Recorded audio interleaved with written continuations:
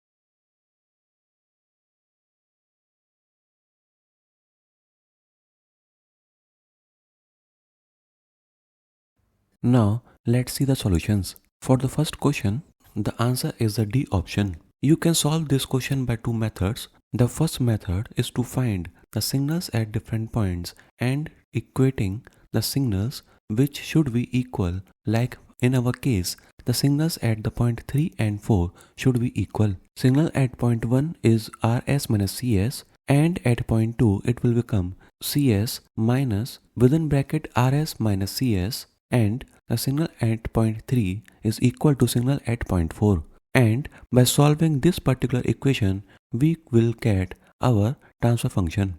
There is another method which I might have used if I was in the exam, even though it is quite lengthy. First, I would have arranged this block diagram into a very simple diagram which I am familiar with.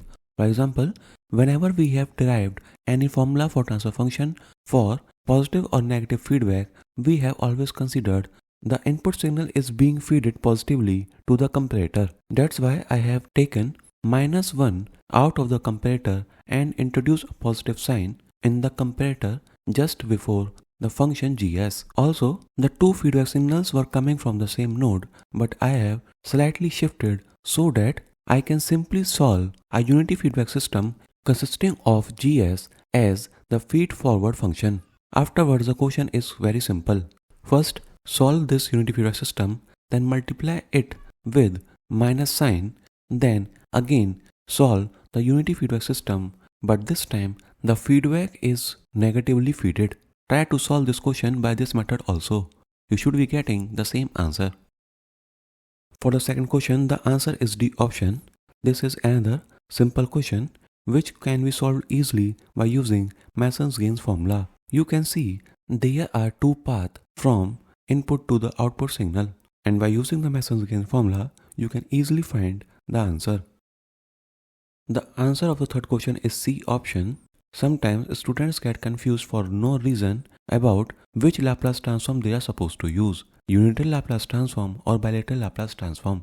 But when you will study signals and system, you will see that bilateral Laplace transform is actually incomplete without the region of convergence, since in differential equations there is no information regarding the region of convergence. That's why we actually use unital Laplace transform and its properties by solving the differential equations. You should remember this point always. We can convert the given differential equation from time domain to frequency domain by using the Laplace transform.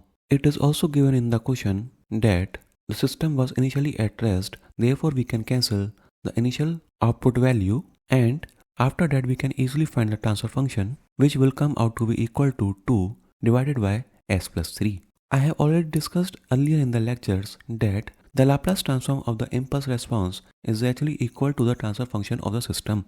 Therefore, if we have to find the impulse response, then we have to simply find the inverse unital Laplace transform of the transfer function, which will give us the answer, which is equal to 2 multiplied by Euler's number raised to the exponential minus 3t, where t is the time, the whole being multiplied by unit step signal.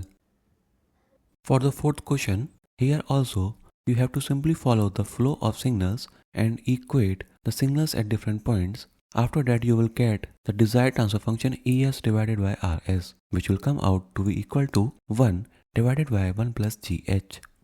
The fifth question is also very simple. Here in the options, the only manipulation or transformation has been performed only for the network consisting of two branches, which are C and D. It should be known to you that there are no positive or negative signs at the nodes in the signal flow graph, whereas in the block diagrams, whenever we introduce a comparator, which is usually represented by a circle, we always has positive or negative sign for all its incoming branches. These signs are transferred to the branch gains when the block diagrams are converted into signal flow graphs, and after converting the signs, we assume all the feedback signals are being fed positively.